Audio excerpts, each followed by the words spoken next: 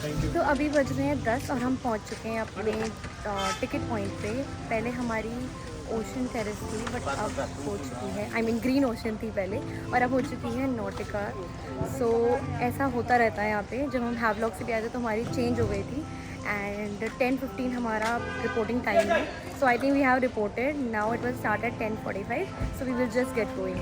चलो। सो इस पॉइंट तक हमारी जेटी जो थी थोड़े डिस्टेंस पे थी, तो हमें अपना सारा सामान कैरी करके उस स्पॉट तक जाना था। तो बस हम चलते गए यहाँ से और हम पहुँच गए थे अपने जेटी पॉइंट पे। और ये आखिरी में ना एक प्यारा सा डॉगी हमें दिख गया था and I instantly got connected to this doggy. I so wanted to take him home, but yes, and it was really hard for us to leave this place because we made some really amazing memories here and we're going to remember this place a lot. तो हमारी इस फेरी का नाम था Green Ocean and it was previously a government ferry, but ये change हो गई थी ग्रीन ओशियन में and it is a private ferry. And because it's a private ferry so सारे जो विंडोज़ हैं वो क्लोज्ड हैं and there is no open deck and ये फुली एसी था. And we finally reached Port Blair और यहाँ से वी स्टार्टेड आवर जर्नी. तो अभी हम लोग पहुंच चुके हैं पोर्ट ब्लेयर और यहाँ से हम जा रहे हैं चिड़िया टापू के लिए. और हमारी फेरी भी जितना टाइम था उससे पहले में पहुँचा दिया. और दोपहर बारिश हो रही है, मौसम बहुत अच्छा है. हम बस सोच रहे हैं कि हम जब वहाँ पहुँचे तो थोड़ी बारिश थोड़ी कम हो जाए ताकि हम चेक करने के लिए let's enjoy this beautiful view.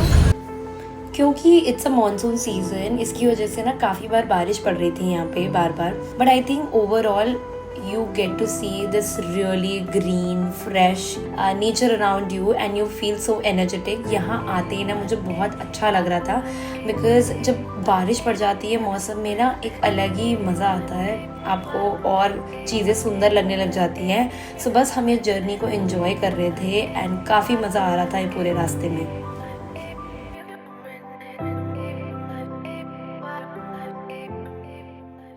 भी आपको नहीं मिलेगा, यहीं से लेके जाना. अच्छा, यहाँ नहीं है? हाँ, अंदर कुछ भी नहीं मिलेगा. तो हम फाइनली पहुंच चुके हैं चिड़िया टापू में और यहाँ से हम करने वाले ट्रैक. ये पूरा रास्ता जिससे हम आए हैं ना गाड़ी में वो इतना सुंदर, इतना मैग्निफिसेंट था ना, जो कि आप मतलब पूरे ट्रिप में ये वाला रास्ता मुझे बहुत ही खूबसूरत लगा. और ये I think is worth to experience. अब हम अपना ट्रैक स्टार्ट करते हैं. चलो.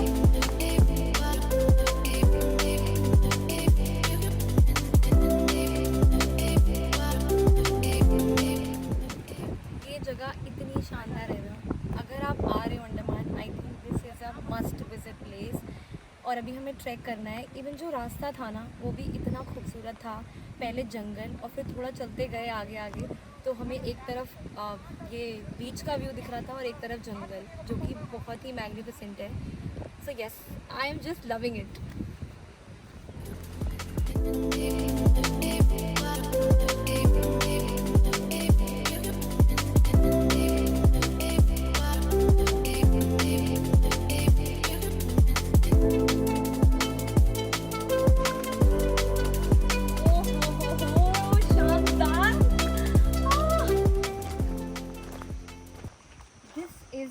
What we are, very thrilled about. देखो यार क्या मस्त रास्ता है.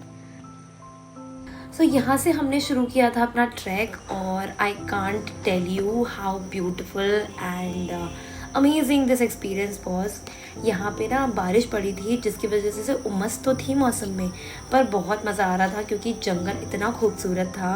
हमारे पैर भी कई बार फिसले थे, मेरे पैर जो थे वो कीचड़ में भर चुके थे, बट तब भी बहुत मज़ा आ रहा था. And we all enjoyed this whole track a lot. थोड़ा चलना पड़ेगा, थोड़ा नहीं काफ़ी चलना पड़ेगा, बट इन सुंदर नज़ारों को देखते देखते आपका टाइम कैसे निकल जाएगा वो पता भी नहीं चलेगा. डिफिकल्टी लेवल तो इतना नहीं है, बट बिकॉज बारिश हो रही है ना उसकी वजह से काफ़ी उमस हो रही है. अब बीच में आराम से कैमरामैन गिरने वाला है. अब बीच में थोड़ा स्पॉट मिला है जहाँ पे थोड़ी रोशनी आ रही है, अदरवाइज़ तो पूरा ही डार्क है बिकॉज ऑफ द ट्रीज़. दोनों तरफ हमारे ट्रीज़ हैं, बट मज़ा बहुत आ रहा है. थोड़ा बहुत हम स्लिप भी हो रहे हैं कीचड़ की वजह से, बारिश हुई है और पैरों की हालत देखो क्या हो गई है. तो चलो आगे चलते हैं यही व्यू देखते देखते.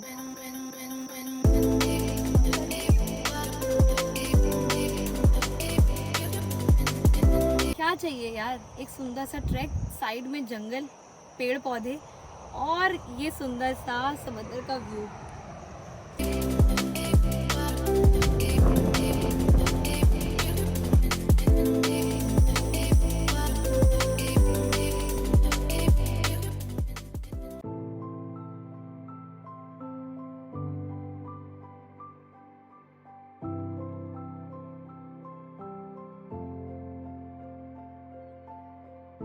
फाइनली पहुंच चुके हैं मुंडा पहाड़ में एंड ये बहुत ही खूबसूरत है। This is surreal. मेरा कैमरे में देखने का बिल्कुल मन नहीं है बिकॉज मुझे यहाँ पे कॉन्सेंट्रेट करना है।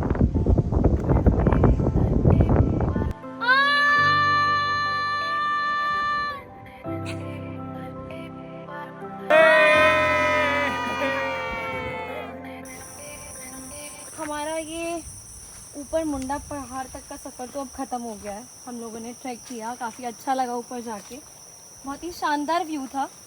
एंड फाइनली अब हम नीचे जा रहे हैं। उसके बाद हम करेंगे थोड़ा सा लंच क्योंकि भूख लगी है, हम काफ़ी चले थे, तो थोड़ा खाएंगे और उसके बाद देखेंगे क्या प्लान है आगे का। एक्चुअली क्या हुआ, एक स्पॉट पे हम लोग मेरी शर्ट ही भूल गए बिकॉज हम लोग वो फ़ोटो वगैरह ले रहे थे। अब नवयुग लेने गया उसे, अब वो लेकर आएगा जल्दी से। टपक गई सीमा और कुछ नहीं हुआ। ये हुआ है ओवर कॉन्फिडेंस की वजह से। बोला भी था मैंने हाथ दे दे, नहीं मैं अपने आप आऊँगी। कोई नहीं, थोड़ा गिरना भी चाहिए। चल चल, पसीना आ गया बट हम फाइनली पहुंच गए। चलो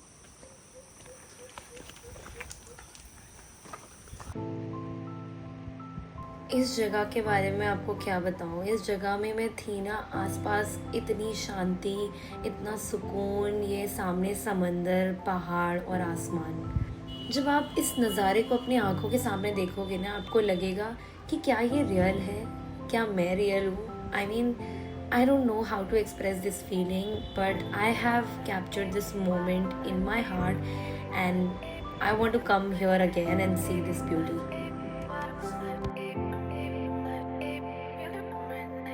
हम लोग ने चिड़िया टापू से कर लिया है exit and now we are going to Corbyn's Cove beach, क्योंकि हम सोचे थे लंच करेंगे बट लंच में नहीं रुक जाएंगे, फिर लंच करने गए थे तो हमने सोचा पहले हम वहाँ चले जाते हैं, उसके बाद लंच या डिनर जो भी होगा।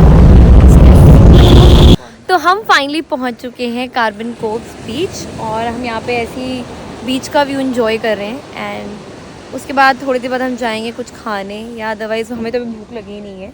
मम्मी पापा और नवयुग जा चुके खाने के लिए बिकॉज उन्हें बहुत ज़्यादा भूख लग रही थी।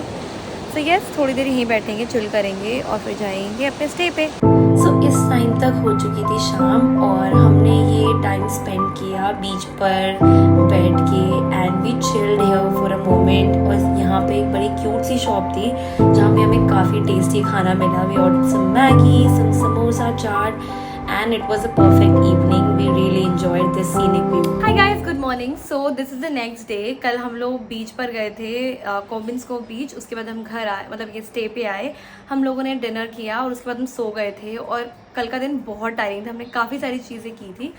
So we slept like a baby and this is the next day. Mummy papa जा चुके हैं बिकॉज फ्लाइट का कुछ इशू था, मम्मी पापा एंड दीदी जा चुके हैं। So it's only me and Navyug today. और आज ही हमारी फ़्लाइट है बट हमारे पास कुछ 3-4 घंटे हैं। सो वी वर थिंकिंग कि हम यहीं आसपास ऐसे स्कूटी रेंट करके and we gonna go out and roam around and if possible हम जाएंगे वॉन्डूज़ बीच, जो यहाँ से आई थिंक 40 मिनट्स के डिस्टेंस पे है। सो इफ़ पॉसिबल हम लोग वहाँ जाएंगे and we gonna chill and take you guys along with us. So yes, let's गो।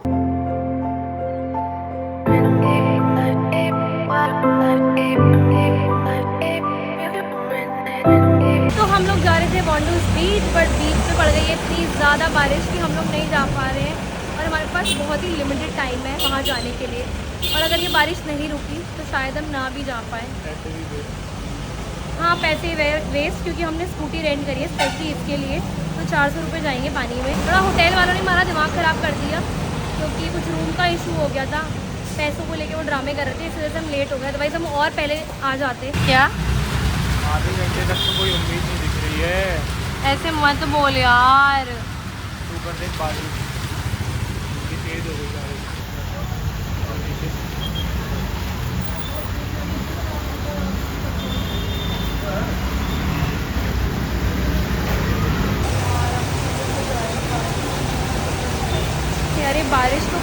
खींच आ रही है, मतलब ऐसा लग रहा है कि कंटिन्यूसली एक ही स्पीड पर आ रही है, ऐसा भी नहीं कि थोड़ी देर रुक रही है। और अगर ऐसे ही जाना तो हमारा प्लान कैंसिल हो जाएगा, क्योंकि हमें नहीं चाहते, हम चाहते हैं जाना।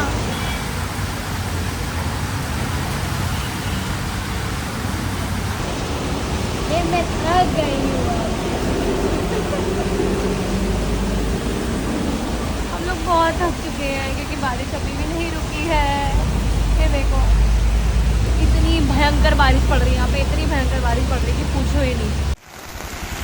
गाड़ी आ रही है, गाड़ी का शॉट ले रही है ताकि गाड़ी से कोई मिल जाएगा दिखने में। आ नहीं रही है, वो भी खड़ा हुआ है। वो भी खड़ा हो गया। हाँ, कोई नहीं आएगा। भाई रिस्की है ये तो काफ़ी। और फिर मेन बात है फ्लाइट है। अभी हम लोग इससे आगे नहीं जा पा रहे हैं क्योंकि यहाँ पर इतना ज़्यादा पानी भर गया, इतना ज़्यादा। और वो बीच में बहुत सारे ऐसे स्टॉप्स थे जहाँ पे पानी भर गया था, पर यहाँ पे बहुत ज़्यादा डेडली है, इसकी वजह से दोनों गाड़ियाँ हमारी क्रॉक्स भी हो सकते हैं। हाँ, यहाँ पे क्रोकोडाइल का भी खतरा है।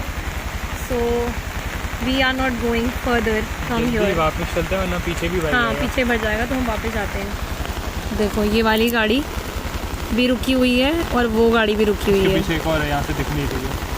हाँ, पीछे एक और गाड़ी है। तो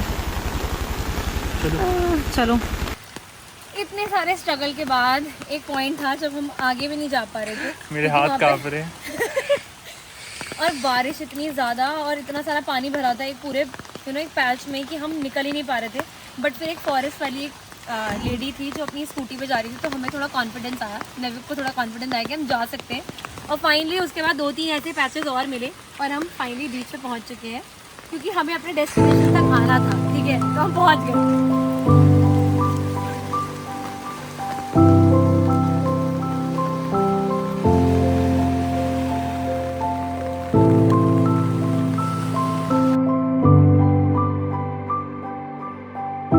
यहाँ तक का जो आने का सफ़र था ना, वो बहुत ही ज़्यादा मुश्किल था, क्योंकि ऑल्दो बहुत खूबसूरत था बट मुश्किल बहुत था, क्योंकि बारिश हो रही है। हमारा छाता जो है वो 50 बार जो है वो हवा में उल्टा हो गया था।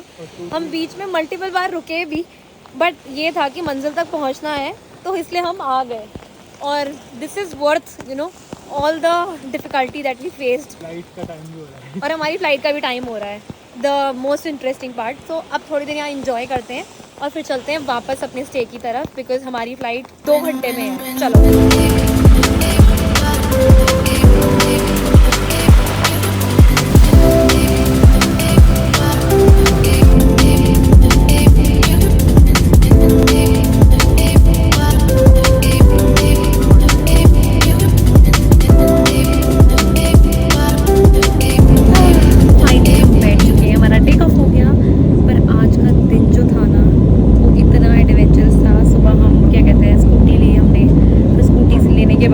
बारिश पड़ गई, फिर फाइनली हम पहुँचे, उसके बाद दोबारा बारिश, और हमारे पास ना बिल्कुल टाइम नहीं पता था। हमने इतना रश किया है ना आने में, मैं कुछ नहीं रिकॉर्ड कर पाई। और फिर उसके बाद CISS स्टाफ थे, वो उन्हें एंटर नहीं करने दिया उनको, क्योंकि मैं SLT से ट्रैवल कर रही हूँ, स्टाफ ट्रैवल से, तो उसकी वजह से वो एंटर नहीं कर देते थे। फिर हमने क्या कहते हैं, फिर एक्स्ट्रा बैगेज हो गया था, काफ़ी सारी चीज़ें हो गई, जिसकी वजह से इतना डिले हो रहा था। बट फाइनली हम फ्लाइट में बैठ चुके हैं।